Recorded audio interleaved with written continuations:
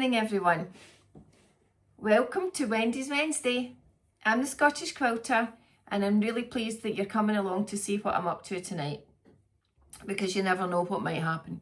Anyway, I have some amazing news to tell you. Absolutely amazing news. For those of you who have been watching all along, you may have noticed that I've said now and again that we will be expecting a new grandchild in May, or the springtime, or something along those lines. Anyway, not that I gave much indication about anything, but I am so excited and pleased to tell you that we have a new baby granddaughter born yesterday morning, and it's my daughter and my son-in-law's first baby, and all is well. It's just lovely, lovely, lovely, lovely, as my granny used to say. It's just lovely, lovely, lovely. Anyway, that's our news, so it's really nice. On the same day that my daughter went into labour, of course I developed a really bad head cold, didn't I? And on Monday I was completely floored with it. After Monday Club, I might add. So we did manage Monday Club and all was well, and then as the night wore on, I got worse and worse. So instead of going up to see them tomorrow or the next day, because they stay about 4 hours away, I'm going to put it off to the beginning of the week, which means I might not be here for next Wendy's Wednesday. And I've been talking to Lexi tonight, and also, which we have said previously, we're going to teach Lexi how to do some sewing and how to make a quilt and how to learn how to sew and make quilts and do wee things and simple things to begin with. So we have planned to, on Sunday during the day, we're going to teach Lexi how to do some sewing. Teach her how to thread up a machine. I'll bring out my wee machine, my first machine that lasted me for ages, and we'll give her a wee start and see how that goes. So that's Sunday's plan. I might take my Scottish Quilter phone with me away next week, so we may upload this on Sunday. We may not. We might set it to go on Wednesday night, but then I'd be scared if I was away and something would go wrong. But I'm sure Lexi will have it under control anyway, even though I don't do that bit, Lexi does. Anyway, how are you all this week? Is everybody okay? What you been up to? What have we been up to? Oh, we were at a sheepdog trial on Saturday. We were there. Neil was running both dogs, Boss and Lhuke. Boss didn't get in the prize list, but Lhuke was second, and which was good. I recorded both the runs, but I'll show you towards the end. I'll show you a bit where Neil pens with Lhuke, and I'll tell you about it when the time comes. Anyway, I'll show that towards the end of this video. So we were away all day Saturday. It was about an hour plus away. It was a bit chilly, actually, really windy, but it was dry. And then the weather just went off by the time we got back home, and it has been freezing, blowing a gale, pouring my rain ever since, and I have been so tempted to put the heating back on, which has been off since April sometime. He sneaked it off without me knowing.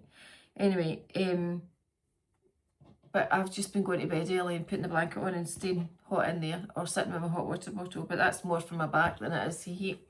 Anyway, I haven't put it on as yet, but this afternoon the sun came out, and as our local weather forecaster has been predicting, the sunshine is coming to Ayrshire this week and hopefully will last a wee while, so that's really good. And all of a sudden it's not absolutely freezing anymore, and I'm not sitting with jumpers on. I'm back to having a t-shirt, although I might add, I think I've got Megan's bra on, because she was tidying up her room and she threw some bras into my room, and I think I've put this on tonight, and I don't think it's mine. Anyway, clearly she doesn't want it. So there's two options here. One, it goes back in her room and she will need it one day because her boobs will get bigger. Or two, I'll just hang on to it in the hope that mine get a bit weird. Talking of which, Steph, my biggest girl, me, Lexi and Neil were talking about her tonight at dinner, and we were talking about how well she's looking, She's lost a bit of weight. I don't know how much weight. She wasn't that heavy anyway. She was probably a size medium. In fact, she is a size medium. But they do go through phases of super fitness and working hard. So her and her friend have been drinking protein shakes for their breakfast. So protein fills you up for longer, and this is what they've been having for breakfast. And then high protein foods at lunch and dinner, protein yogurts and things like that. So we were talking tonight, and I think I might do something about it and maybe try it and see how we go. So hopefully it's tasty and I'm not at it. Anyway, Lexi meanwhile has been having shakes in the morning, lots of vegetable shakes. I don't know if I could eat them actually. I would eat fruity ones. And then we talked about how much we'd had to eat today. So guess who had the most? Me, Neil, or Lexi? Well, you know the answer to that one, don't you? I'm not even going to say because you know who that's going to be. Anyway, we'll not have any more to 5 o'clock tomorrow morning. It'll be fine. And I might need to try and do something about it. Anyway, that's for another day. That's what happens when you get older and fatter. Right, so what have I to tell you about? Don't actually remember what I did on Sunday. Monday we were at Monday Club, and yesterday I was kind of on the couch most of the day. I did a wee bit of hand sewing because now I've got lots to make before I go and see my new granddaughter. So this is what I've been doing. Right, I've been doing a couple of things. Right, so I'm going to show you one of them first, and then I'll show you a whip that I have been working on because I hadn't really worked on any for a couple of weeks. So I have been working on one, and I'll show you that in a minute. I'll just turn that upside down and put my box of hankies on top. Okay, right, I'm going to lower you down to show you what I've been doing. I've lost a slipper. Right, I've got it. Right, wait, let's see if I can lower you down a bit. Okay, so when a new baby comes along, sometimes I make a play mat for the babies. And I bought this fabric at the SEC in March, and it is Tula. I'm sure I showed it to you all. It's Tula Thanksgiving, don't know. I think it's something Thanksgiving. Anyway, it's autumn colours. I can't actually read what maybe it says it in the back. It just says creating memories in the back, so I don't know. Anyway, you can see what it's like. Lots of autumn colours, and I thought that would actually be a nice colour palette to make a playmat. So I've taken some out, we've given them a quick press, and this is what I've done with them. So I'm just going to show you some of the fabrics I've used. This one I wasn't actually quite sure what the right way up was. So all along the same lines, all matching together, some with flowers, some with polka dots, some with stripes. And I have got myself a 10-degree ruler.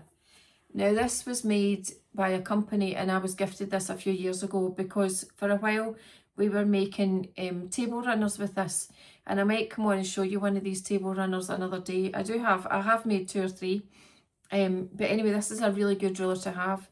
Don't ask me where it came from. What does that say?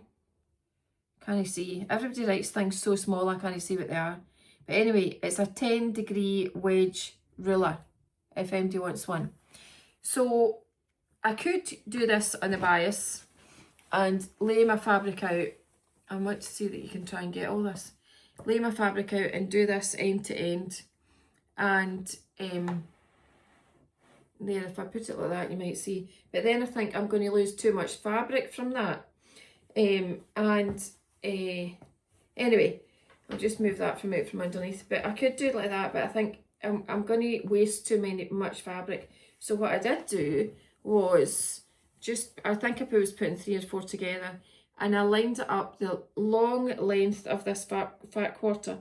Now I'm probably losing about a finger breadth off the end of that ruler, so it's going to make no difference whatsoever. I'm saving fabric, and I'm going to cut another strip out of each one of these, but I'm just doing this for demonstration purposes just now. So here's the ones that I've just cut. Lovely flowers. Oh, brown is very in, isn't it? Everybody seems to be using brown. It's not a colour I like, but however, it'll all go well together. There's lots of oranges and creams. There's a random blue in here. I may or may not use that, I don't know. But I did hear somebody say today, trust the process. Designers know what they're doing when they're putting fabric palettes together, so you're supposed to trust the process. Right, I'm going to put my ruler out of the way and I'm going to let you see what I'm doing. Now, if memory serves me right, you need to cut out about 20 of these and then you sew them together. What's the right way up? I think it's that way. So you're just looking for random, basically long triangles. Now, it doesn't matter if they're slightly different lengths because you're going to trim it all towards the end anyway. You're going to put a centre in this and you are going to put a binding on it. So it doesn't matter if you're going to trim it towards the end anyway. So don't worry about that, okay? So I'm just going to lay out some of these. 1, 2, 3, 4, 5, 6, 7 we've done so far. This is actually a relatively easy and quick make. We'll put that one there and I'll put this one, I'll just put it at the end there. Now you can see how that's coming together. So when I sew this, I'm going to start at the small end and I'm going to sew up here, and then I'm going to go down this way and sew back down and come up here and sew it that way all the way along. Okay, I'm not going to do them two together. I'm just going to, although you could chain piece and do 2 like that and then 2 like that and so on. Anyway, I'm going to do 10 together and then I'm going to do another 10 for the other side and see where we're at. And on Sunday you should see a finish in this. Once they're all together, you then press it all out and you cut a circle off a different fabric. Maybe that'll be what the blue will be for. Cut the circle off a different fabric and put that in the middle, so that makes a circle which covers up the middle. And then I could use that and then use that again for binding or something. But anyway, we'll see how it goes. But if anybody's interested, this is, so you need a 10-degree ruler, and other than that, a fat quarter pack, where you're going to probably cut 2 strips out of each fat quarter. So you will need about 10 different fat quarters. So you're not using actually that much fabric, and then you'll have fabric left for the rest. So that's my plan for this one. And I need a wee sip of my tea. I was drinking Lemsips earlier on, which for those not in this country, a Lemsip is paracetamol and caffeine in a drink. Anyway, I've not had any for a wee while because I don't need caffeine at this time of night. I don't need my tissues just now either. Okay, so wait till I see you. If I tilt this back, hopefully without dropping it on the floor. Anyway, did anybody notice anything different behind me? One of my friends said to me, I'm just going to bring you in to show you this. One of my friends said to me, Wendy, you need to get those knives off the back of that because it's like something from Psycho. Does anybody remember the film Psycho and what the music was like? Well, she was doing this music to me when the knives were out. So tonight I took them off.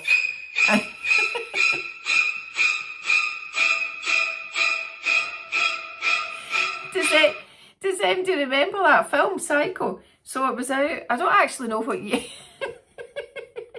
So Susie, that one's for you. We've taken the knives off the knife block, but they'll be going back on because Neil came in and says, what's all these knives off for? Right, I'm going to put you back a bit. Right, all joking aside, although I do have a funny story to tell you before we finish. Right, I've been saying about how he said tonight, you're the psycho. Oh dear. And then talking about the psycho, so my big granddaughter messaged me today and said, could I pick her up from the airport tomorrow morning in Prestwick, which is fine, it's only 45 minutes away. Her and her pals have been away on a holiday. Anyway, I said, yes, of course, darling, I'll pick you up. I'll get you outside, 11 o'clock, no bother. that was fine. And then Megan was in this afternoon and someone said about tomorrow, and I'm saying, I've got something to do tomorrow, but I can't remember what. And I was like, no, my. Anyway, thankfully, it came to me. I have to pick Summer up and her pals up at the airport. Can you imagine I just dinged that and forgot all about it? Does anybody else actually do what I do? Or is it only me that's a psycho? So when Neil came in, I've written a big note and sat it beside the cooker where the kettle is, and I've written Summer on it with a wee sunshine. And he's like, why have you written Summer? And I said, that's to remind me to go for her, just in case any accidents. So there's 2 reasons for him to call me a psycho tonight. Oh, anyway, right, back to seriousness. So, my whip. When I went away to my quilting retreat, at Dunoon, remember that music, Lexi? Anyway, maybe Lexi will find that music too. I went away to I digress. I went away to my quilting retreat in March, and I took with me Tula Pink's Greyworks, which I had bought from the lovely lady who's got the quilt shop and fabric shop and everything, wool and haberdashery and everything in Dunoon along the road. So I did buy the Greyworks back in November. Then in March, I cut out some, can't remember what size the squares were, but I can do them. And I was going to make a Greyworks quilt on point for our lovely friend Connor. Connor loves rainbows, and Connor is really going to love this. I know he's going to love it. Anyway, of course it ended up, I whipped into it and I wasn't doing anything with it. So I brought it back out this morning and I thought, right, Wendy, you need to get on with these. And so I have been getting on. So this is what I've been doing. I'm going to pop you down and let you see without wobbling that camera too much. So, if anybody knows Tula Pink's Greyworks fabric, you will know how lovely it is. And I started off with, in fact I could measure that actually. So I fussy cut it all, and I started off with 5.5 inch squares. So of these, although that's bigger than that, no, I obviously didn't, because that's a spare one. Right, start again. So it must have been 6.5 inch squares, because that's 6 inches round there. Okay, so I started off with 6.5 inch squares, and you can see that's the leopard. Can you see him? And then I used some bright fabric round about him, and then I put some dark fabric on again. So I have bought more of this since, background and binding and backing and different things, but I wanted to make this on point, and I wanted to make it bright as well for Connor, because he does like bright stuff. The bright is coming. Okay, so I've now made a load of these, and these squares are fairly built up. So I've got no pattern. I have just been winging it as I've gone along. Here is the lovely puffins. Can you see them? That one's not so bright, that one's more greys. Another one with a leopard and colours round about them. So they're all a bit different, okay? So I started off with, easy peasy, okay? Started off with a small square, so you imagine that's 6.5 inches. I then put the next pattern on top of this, which was also 6.5 inches. Now if you imagine, this is it here, okay? So you move on from there to this. This is 6.5 inches, just imagine, but this is today's one. And then you put a square. So I've sewn this on all 4 corners like this. That was 8.5 inches, so it went from 6.5 to 8.5. And then, now I did have my scissors handy. There's the big ones, but where's the wee ones? Here. So 6.5 inch, then I did this with them. I've put a cross in the back, corner to corner, both sides, and then all I'm doing is pulling this apart, okay? So you can see me pulling it apart, and with my small scissors, I'm just putting these 2 sides together, so I've got a point in the middle, and I am going to just snip this Make sure I snip the right bit, Wendy. Snip it. Tiny wee hole snipped with the good scissors. Then that allows me to put in my good big scissors here, dressmaking scissors. These came in a box set from Missouri Star. In the toolbox set, they're actually super sharp and good scissors. So these ones get well hidden from Neil, I have to add. And then I'm just cutting along the lines, being really careful. I'm going to the edge, but I'm also being really careful that I don't cut into, where is it? I don't cut into the sewn line in the corner. So I'm going right down to the corner here, and then what you do is you flip it over, and all of a sudden your square has increased from 6.5 to 8.5, and I suspect that's probably 10.5 here, although I haven't measured it. So this, it is so simple. These then all get pressed down, and then you get your ruler, and what you're doing after that is you are going to straighten them up. You're going to press them first and then straighten them all up, and then you're going to take off these wee edges, probably along with the rest of that, and make sure everything's nice and square before you carry on.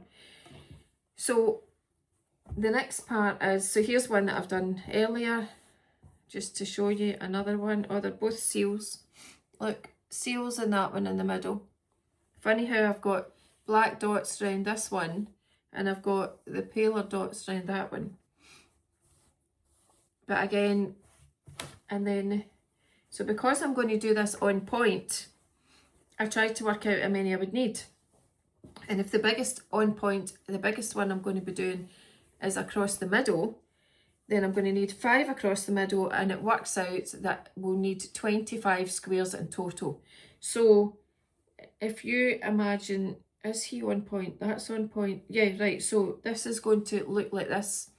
So this quilt is going to be diagonal, right? So I've done the middle diagonal of this quilt, and I've made, here is the Greyworks, the wolf, which is the one I like the best. Lots of nice stripy rainbows. Here's the leopard. He's a bit muted. And I've got the puffins. And note, I've got dark fabric, light grey, lighter grey fabric, medium grey fabric. This one is the polar bear. So you can see him. He's away to the side. That was the best I could get out of that. He's in a lighter background. And we've got another leopard. I like him too. I actually really like him.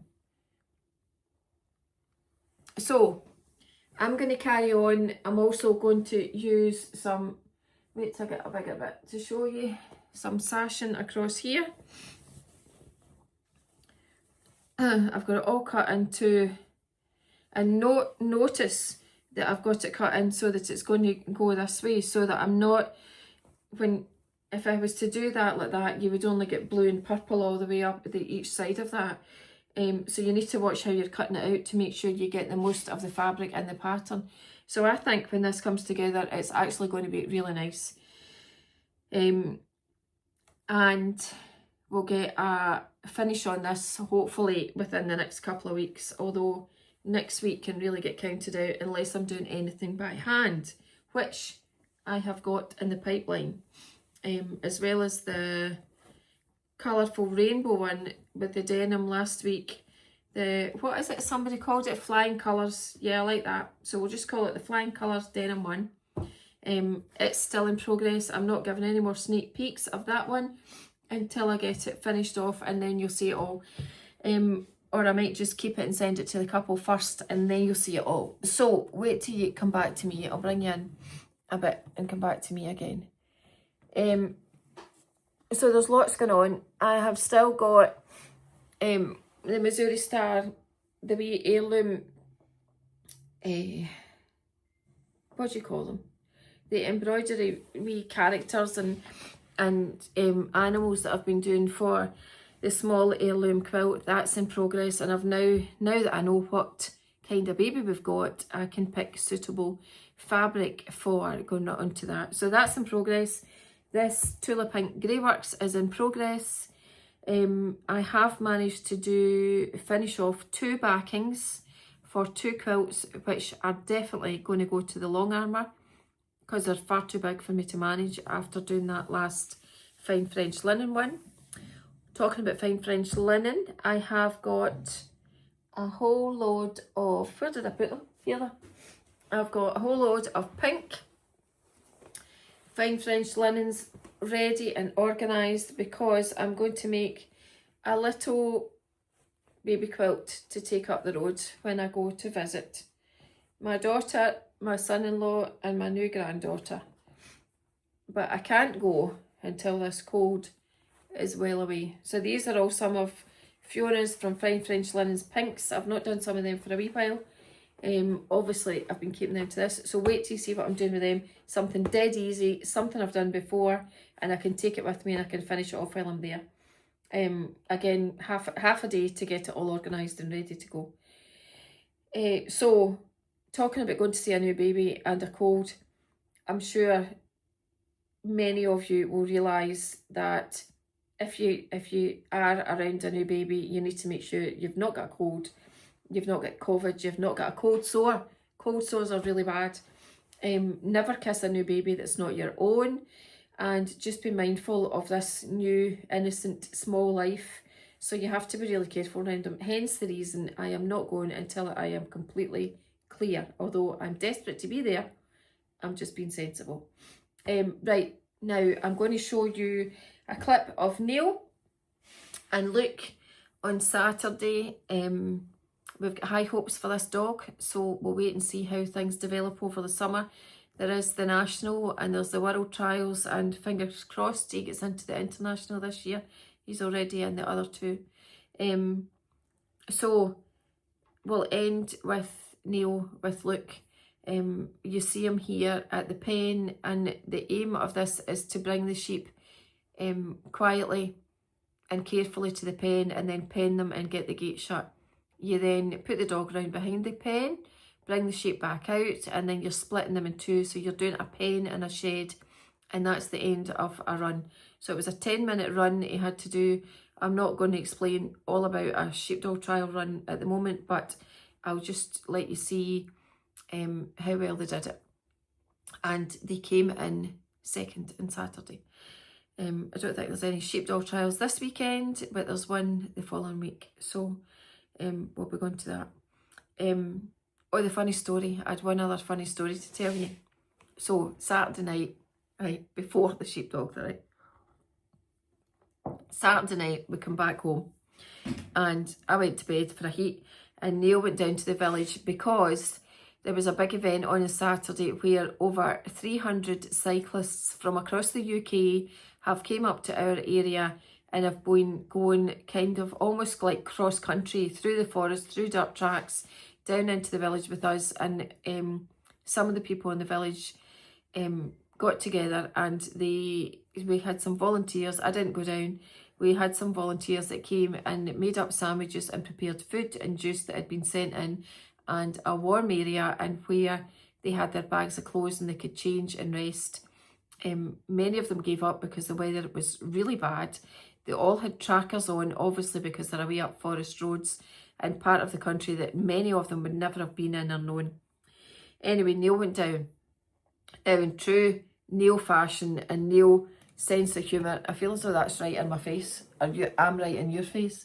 So in true Neil fashion and sense of humour, he went down and he says, this big guy come in and he's going like this, and he says, flies, flies, flies everywhere getting me.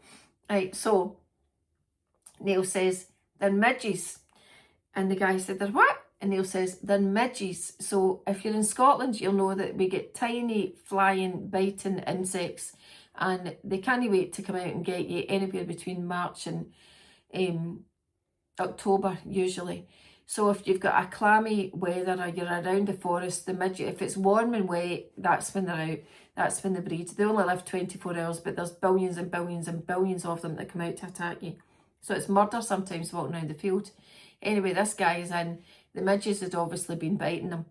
And he got changed and he had something to eat, and Neil had been talking away to him. So Neil says, now, and he way out the door, he says, now remember, midges can only fly at 15 miles an hour. So as long as you go 16, you'll be fine. So, and the guy says, right, okay, I'll try and go at 16 miles an hour. So the guy's walking out and Neil says to him, now mine, go a bin 15 miles an hour, go a bin 15 miles an hour and you'll be fine. And everybody's like, what? So he came in and told me, a bin. Does anybody know what the word a bin means? A-B-I-N, all one word, a bin. So in Neil's terms, it means above. So go above 15 miles an hour and you'll be fine from the midges. Now, is that true? Do midges fly at 15 miles an hour maximum? Who knows? But this poor man went away out there thinking he needs to work his wee legs, well, his big legs in his case, and go at 16 miles an hour to get away from the midges, because as long as he was a bin 15, he would be okay. Anyway, we'll finish with my lovely husband and his lovely dog at a sheepdog trial, which was a charity sheepdog trial. And I will catch you all maybe Sunday, maybe Wednesday, depends how we work it, but we will see you soon. Love you all, bye. Thanks for watching. Bye.